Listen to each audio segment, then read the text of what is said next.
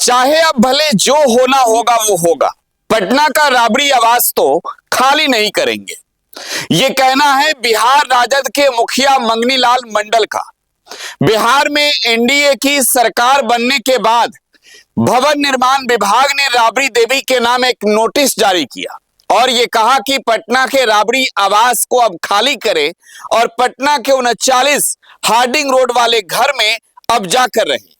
पटना में जो विधान परिषद के नेता प्रतिपक्ष राबड़ी देवी को आवास मिला था, 10 सर्कुलर रोड वाला आवास, उस आवास को खाली करने का नोटिस जैसे ही सरकार के ओर से आया, बिहार में राजनीतिक पारा तब से हाई है।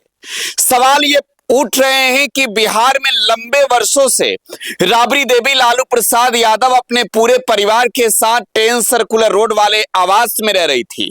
आखिरकार ऐसी नौबत क्यों आई कि बिहार में एनडीए की सरकार बने हुए कुछ ही दिन हुए हैं, सरकार के ओर से भवन निर्माण विभाग ने नोटिस जारी किया कि राबड़ी देवी अपना घर खाली कर दे। देखिए, मंसूबा साफ तौर पर झलक रहा है और यही वजह है कि बिहार की राजनीतिक पारा अब जब एक और ठंड के मौसम की दस्तक हो रही है तो दूसरी ओर पारा राजनीतिक रूप से चढ़ा हुआ है, हाई है।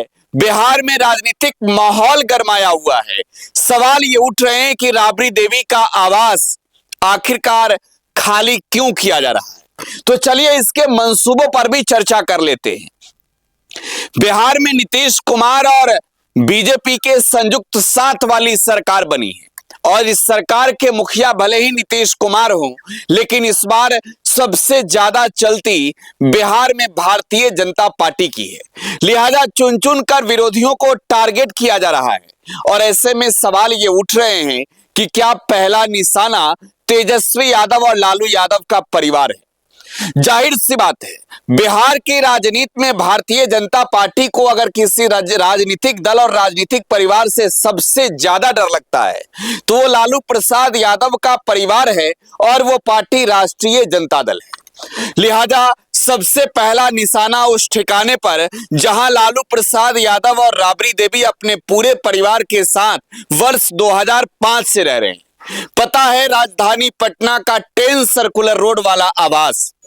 देखिए, राबड़ी देवी बिहार की पहली महिला मुख्यमंत्री भी रही हैं और साथ ही साथ वो विधान परिषद में ऑपोजिशन की नेता हैं, यानी नेता प्रतिपक्ष है।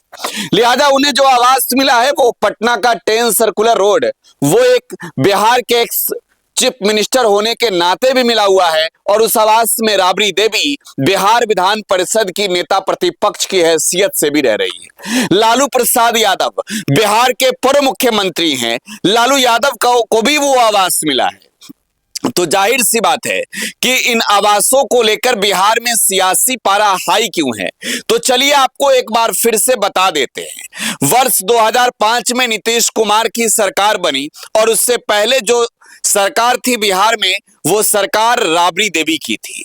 लालू प्रसाद यादव चारा घोटाले के मामले में जब 1997 में जेल जा रहे थे तब उन्होंने राबड़ी देवी को बिहार का मुख्यमंत्री बनाया था और बिहार की सत्ता पर काबिज राबड़ी देवी का पता था राजधानी पटना का एक अन्य मार्ग यानी मुख्यमंत्री का आवास।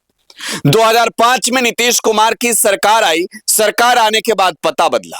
सरकार के ओर से ही तब बिहार के पूर्व मुख्यमंत्री होने की हैसियत से राबड़ी देवी और लालू प्रसाद यादव को पटना का 10 सर्कुलर रोड वाला आवास आवंटित किया गया और 2005 से राबड़ी देवी लालू प्रसाद यादव इसी आवास में रह रहे हैं। लेकिन अब इस आवास के पते को बदलने के लिए बिहार सरकार ने नोटिस जारी किया है। 39 हार्डिंग रोड एक नया ठिकाना लालू प्रसाद यादव और उनके परिवार के लोगों को दिया गया है और यह कहा गया है कि अब राबड़ी देवी जो सदन में नेता प्रतिपक्ष है विधान परिषद में, उनके नाम जो आवास आवंटित हुए हैं वो आवास है हार्डिंग रोड का। लिहाजा राबड़ी देवी को यह आवास खाली करके हार्डिंग रोड वाले घर में जाना होगा। तो चलिए आरजेडी ने क्या कहा। बिहार राजद के प्रदेश अध्यक्ष मंगनी लाल मंडल है। मंगनी लाल मंडल ने साफ तौर पर कहा है कि जो होगा वो देखा जाएगा, यानी वक्त के साथ जितनी लड़ाइयां होगी वो लड़ाइयां लड़ी जाएगी, लेकिन इस आवास को खाली नहीं किया जाएगा, यानी राबड़ी आवास को छोड़ेंगे नहीं। देखिए, राबड़ी आवास वहां से राष्ट्रीय जनता दल के कार्यकर्ताओं का भी एक तौर पर कहें तो दिली रिश्ता है।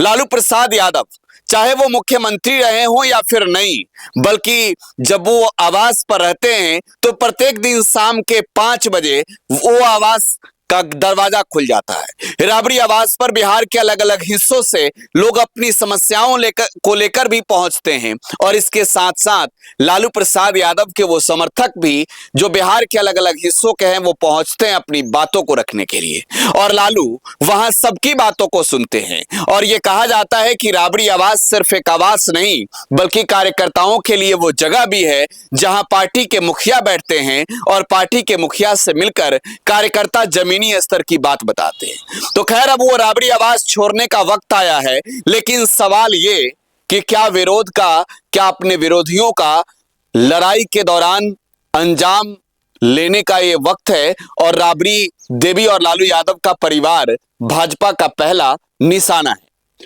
फिलहाल आप टुडे बिहार न्यूज के साथ बने रहे, अपनी प्रतिक्रिया कमेंट बॉक्स में छोड़ जाइएगा। धन्यवाद।